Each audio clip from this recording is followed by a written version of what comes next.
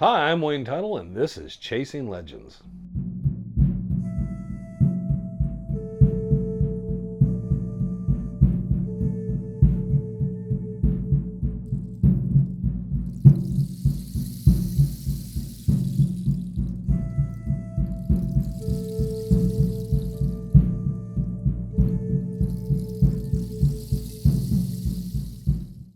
Welcome back for another round of Chasing Legends in the Superstition Mountains. Yes, we are going back into the superstitions this week. But before you do so, please hit subscribe, hit the notification bell, leave comments. We read them, we like them, we sometimes answer them. Go over to our website, www.legendofthesuperstitionmountains.com. Store's now open. We got shirts available again. Rendezvous, 20th anniversary Dutch Hunter Rendezvous, this October 25th, 26th, 27th. The guest speakers will be on the 26th. We'll kind of have the big campfire on the 25th. Have a lot going on.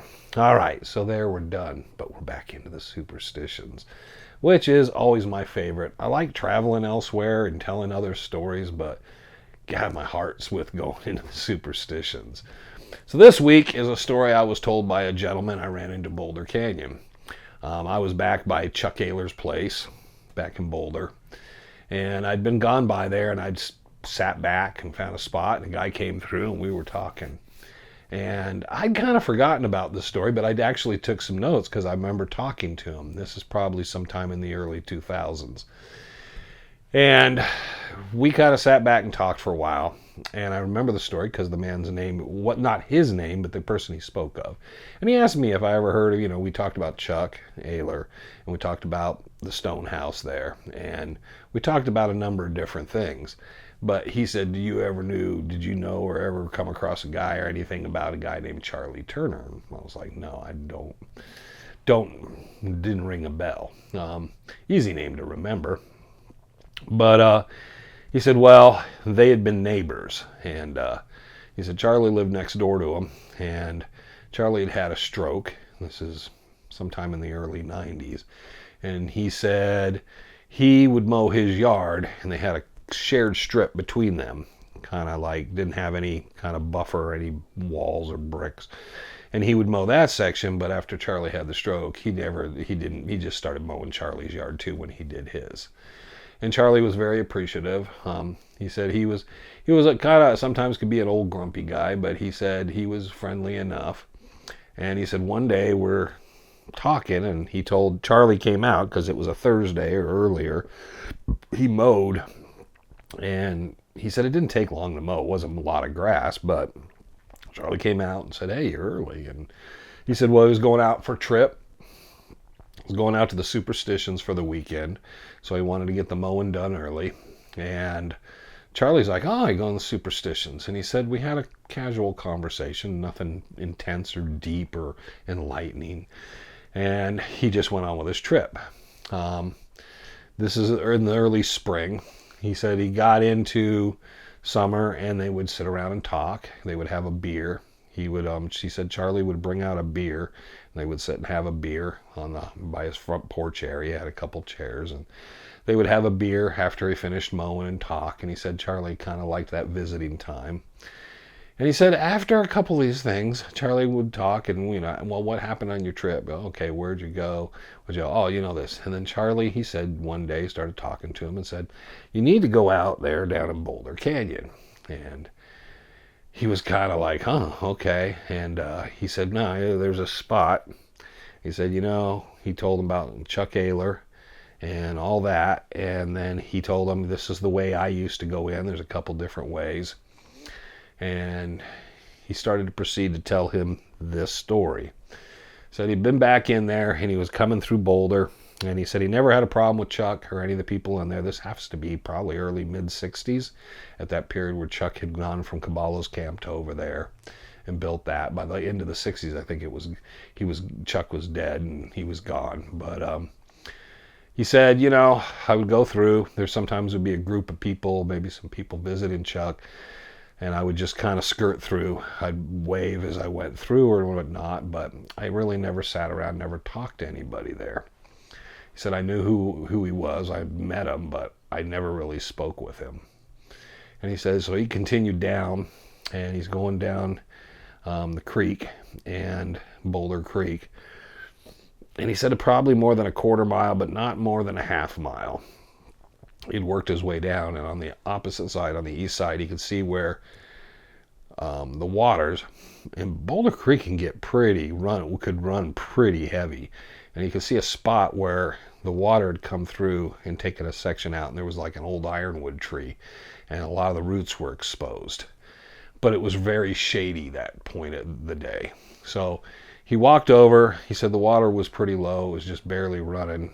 It was going to probably dry out there here in the next month or so.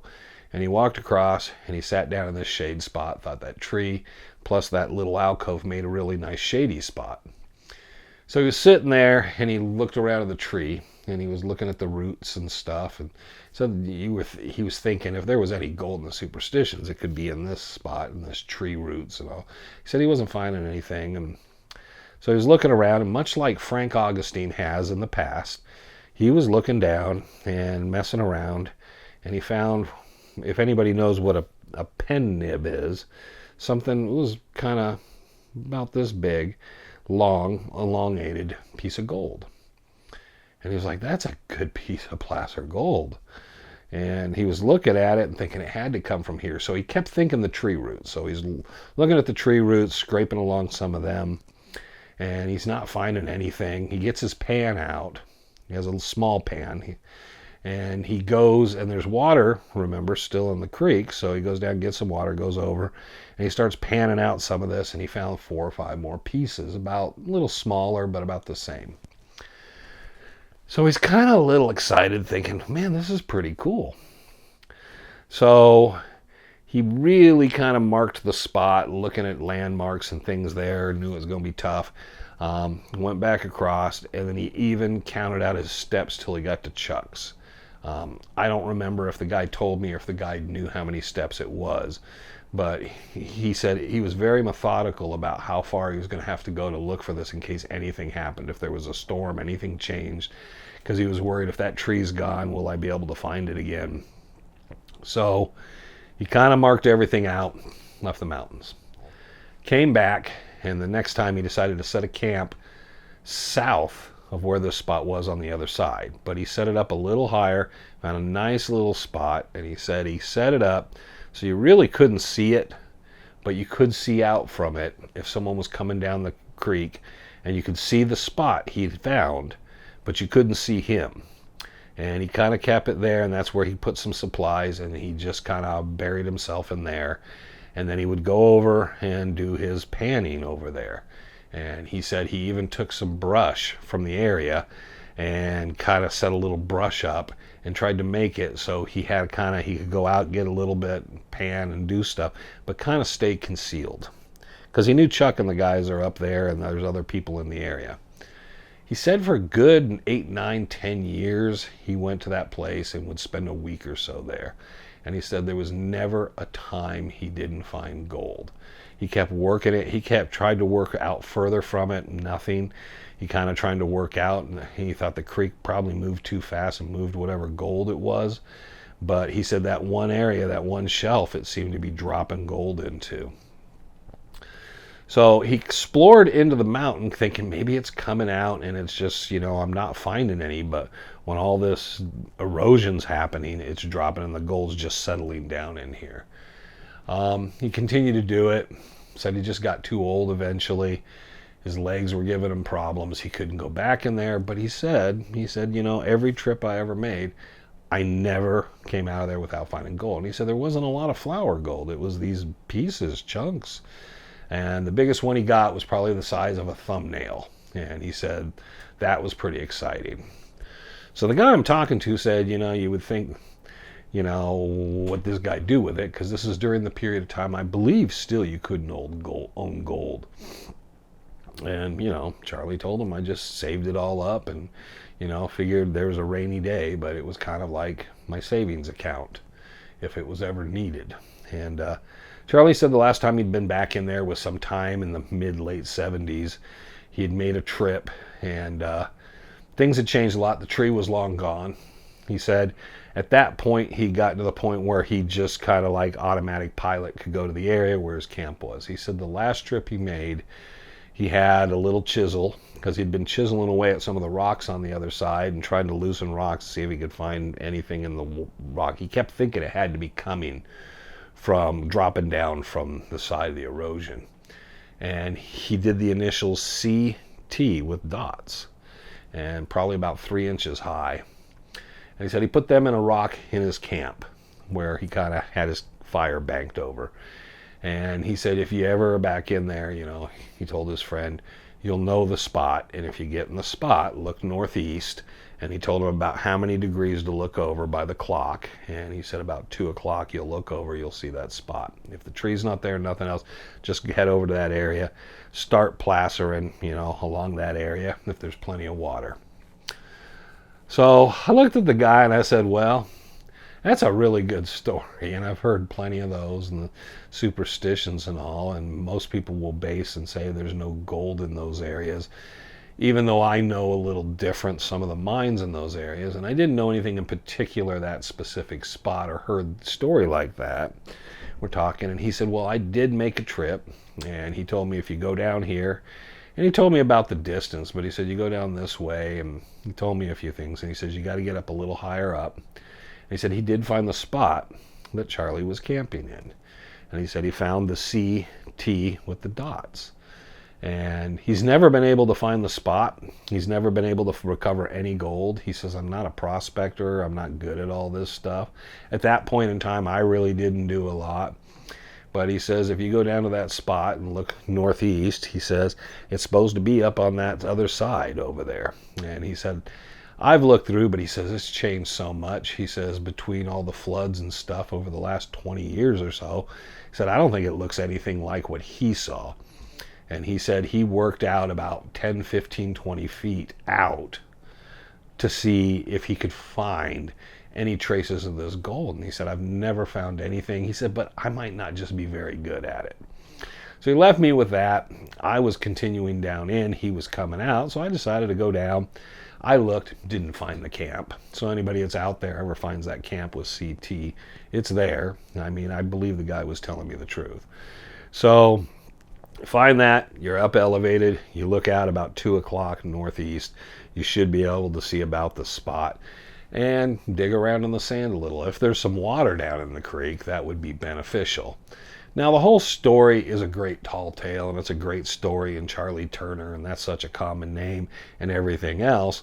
But I was asking the guy, I said, yeah, but you know, I've heard those stories, and I'm not saying he wasn't telling the truth, but. And he said, well, there was the one thing. He said, one day when I was visiting, Charlie said, excuse me, and went, I thought he was going to get us a couple more beers, and he said he brought in a good-sized mason jar. He said that jar was full of pieces of gold, good-sized pieces of gold, all the way almost to the top. And he set it down, and he said, that's what I pulled out of there for all that time. He said he picked it up. It had to weigh almost 2 pounds. And he said it was pretty heavy. And he said he was just looking at it like, there's like 2-3 pounds of gold in here. And he's looking at Charlie. He says, you ever sell it? And Charlie's like, I'll leave it to my kids. Doesn't really matter. I don't see any reason to cash it in. It's a great memory. And for anybody to call me a liar, he says, I love just putting this out. I wish I would have known a lot of the things I know now then talking to the gentleman. I didn't even ask, do you know what happened to the gold? Because I was pretty sure Charlie had passed away in that time in between. But the other thing was the hue of it. Did it have that greenish kind of gold kind of look that other pieces have? He said he did hold some of it in his hand. Charlie kind of let him put some of it in his hand, and he said they were nice sized pieces. He didn't see the piece that was big as a thumbnail. He said it was probably down there in the jar somewhere. But he was totally intrigued, and he said every year he was making a trip out, go to that site, and then he would just explore, and he'd spend a little time panning. He said, I never made it an obsession, but I always thought it would be cool to verify the story of something. I went out 2 or 3 times when I was passing through the area. At that time, I really wasn't the panner I am now. And I don't know if I was in the right spot because nothing looked like the description of the story. Obviously, that east bank had changed significantly over, what was it, probably at that point, probably close to 40 years. And from the floods and everything we used to get, if anyone's ever seen pictures of Boulder Canyon or Boulder Creek, when that water runs through, it can run like rapids through there. So I could see where everything constantly changed. So if you're down in there and you're on that east bank or on the west bank and you get up a little elevated and you find a boulder and it says CT with a dot by the C and the T, about 3 inches high, and you find that particular, look out that way. And maybe you find that spot. Maybe you find some of Charlie Turner's gold in Boulder Creek, which would be special for you, seeing how everybody says there's no gold in the Superstition. So there you go. There's the story for Chasing Legends this week. I hope you enjoyed it. I hope you're successful. Somebody lets me know, hey, we went down there. Thanks, Wayne. We made about $50, because it would be cool. And if any of Charlie Turner's relatives are out there and have that jar, it'd be great to hear whatever happened to that jar. I think we'd all be intrigued with that and like to see what it kind of looks like. So there you go. You know how this all ends every time. It's hot here, and I'm hoping everybody has a great week. I hope you're successful in all your endeavors, but you know the most important thing, and you can always say it with me. I'm Wayne Tuttle. You're not. This was Chasing Legends.